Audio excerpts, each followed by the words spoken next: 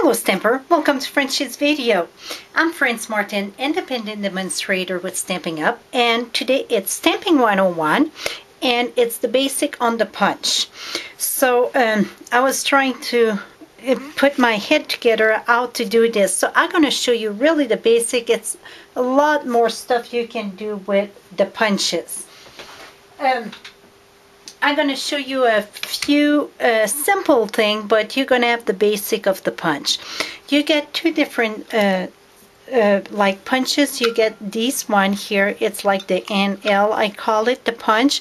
These one were the one that we had before they came out in this design, but I still have a lot of them, and I will not replace them till they're shot, and then I'm going to replace it with the new one. But it's the same thing. They were still the Stampin' Up back then. And then we get like the border punch. So I'm going to play a little bit with both of them. This card here, it's an easy window. It's punch and then another punch in the back. So I'm going to show you how to do that. I'm going to show you how to layer it, and then the border punch. And I'm going to show you when you stamp and how to punch it out. So let's get started. First thing, I got a mess here, so let me move a few things, and let's start with a border punch. The border punch, it's designed that, excuse me, you can see in the back of it, you can follow your pattern there, or you can leave it down, and that's the way that I like to use it. And let's say we want to do both sides of them and we want it to match. It's easier if you start in the center for me. So I would put in, even if your thing is longer, I wish I would have brought a longer piece. I still try to go about the center of my piece of paper.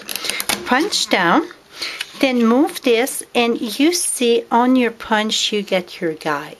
I bet you can see that. So then we're going to match this to our guide. Go there, punch out. I still have one there, move it here. Always follow your guide. Make sure it's pushed all the way. Sometimes you follow your guide, but you see my paper, it's not straight. You want to make sure it's pushed all the way. Then on the other side, you get your guide again. Just make sure your, oops, I see one was not done there. It's pushed all the way in and punch. Now I went one deeper, so it was good. Now we want to match the other side. So it should match almost perfectly if you follow it right in your center again. So I'm going to punch, move it, follow my guide, make sure it's pushed all the way. And again here. And that looked very, very well centered. So then I could use this, and then I could put my piece of DSP right here. I just guessed the thing, and it's pretty good, so that would do the trick. Remember, when you measure your paper, you always get about 1/8 of an inch or 1/4 inch. You have to allow that. You know, when we punch, when we punch this here, you see you get this part that it's not accounted for. So you have to remember that if you wanted just your size, add that up in your measurement.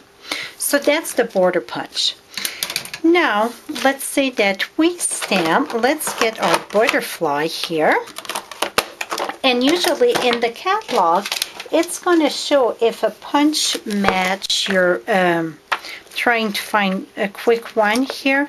If it's a punch or a framelit that match, you're going to have that circle around it. Well, here it's a circle. Let me see another one quick.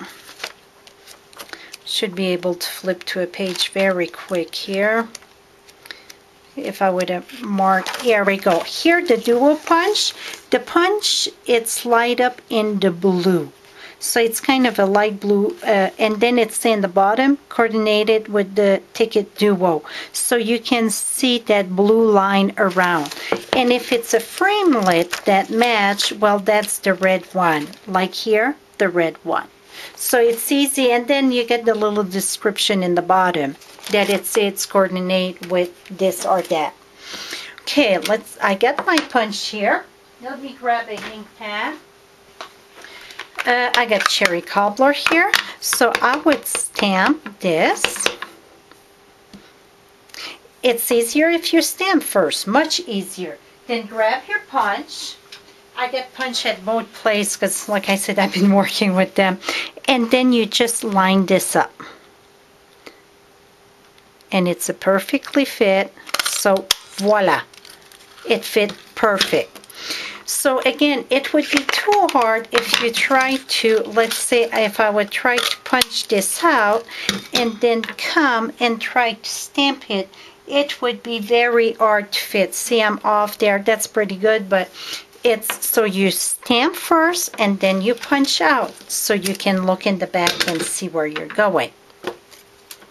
Another one that I want to show you, because I use that one, I would say 50% of my card get this reading. This is Tiny Teeny Wishes. And like I said, you get every wishes you can think of that. And I use it all the time. So let's put, doesn't matter, I get Happy Thanksgiving. It doesn't matter which one. Again, stamp this first. I'm going to show you how I layer this one. Stamp this first with the window punch. Now I'm going to take the window punch. I'm going to flip back my catalog to my punch there, make it easier for me. I'm going to take my window punch and then I can line this up straight. And then to make it easier, if I want to lay that and have another punch, I need a color. Here we go. Then I would glue this one over here. And then this is the modern label punch. Then it's easier to bring this and have it straight. If you get your punch, let's say I get this one and then I get this one.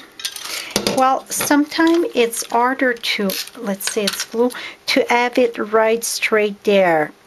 See, I'm off a little bit, whatever. So if you take your window punch, put it on your cardstock, and then punch it out with your modern label, it's the perfect frame for this. It worked wonderful. Now, on this one here, if you see my greeting there, I think I stamped one extra. Well, let's stamp one quick. I'm going to stamp one. Here we go. And I don't have that punch needle here. Here we go. It's here. Now I'm going to punch this out again. I stamp first. And this is the artisan label punch. I would do this. Now we don't have a punch that is bigger than that, but what you can do is take a different color cardstock. I got a piece of black here. I'm going to punch it out. Then you just cut this in two. And then I would put glue in the back there, and that would give me kind of a frame. See, it add a little bit. And then I'm going to go a little bit more than this time. Let's say you want all, not just the top and the bottom, you want the side too. Then you would punch another one. And this time, instead of cutting this way, I would cut the other way. And then again here, here, and then I can add my right here. Where's the other black? And then right here. So any kind of label punch, you can do one size bigger just by, you would need two more of the color in the back, and then you cut it on one way and then the other way. See how simple this is? Okay, now how to do a window with like those butterfly I did, and then I did a big one over here. The easiest thing for that, if you guys would see my mess, I've been shooting video for 2 days, so I get a lot of mess. First thing you want to do, it's do your the in, so the window. I would say you do your window first. Right now my window would be the butterfly, so I would stamp my butterfly. You don't want to go too low because you know you're coming with something else. Then I would take the 1 3/4. This one is very big. let's try the 1 3/8. Yeah, 1 3/8, it's very good. So I would do the 1 3/8, punch this out.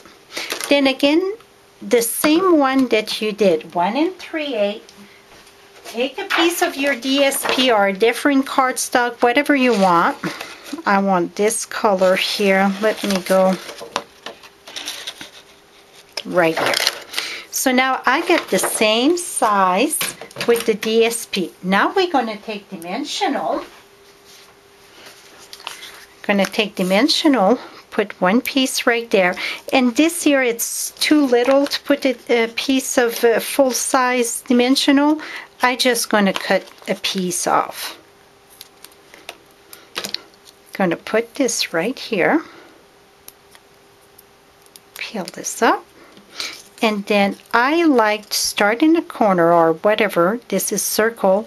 And then just go. So then it's perfect. Then what I did on this one, I had a little pearl in the center.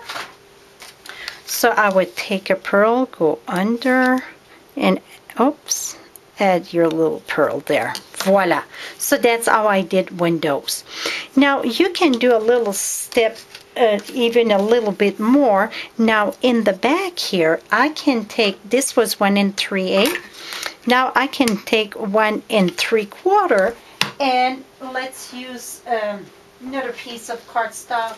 I want Daffodil Delight because that's in my color. Well, I don't have that. So let's see if the brown, that's not big enough. Let me grab another piece of cardstock. Here, I got Tangerine Tango, and then I could put that there so that it's in the same scheme of my DSP there. And this is pumpkin pie. I grabbed the wrong one, but you can see, so then you get 3 colors. So that's about the basic for the punch. So you can, I mean, it's unlimited what you can do with punch. You see all those punch art, but this is the basic on how you stamp first, then punch, and then if you want a layer, it is perfect for that.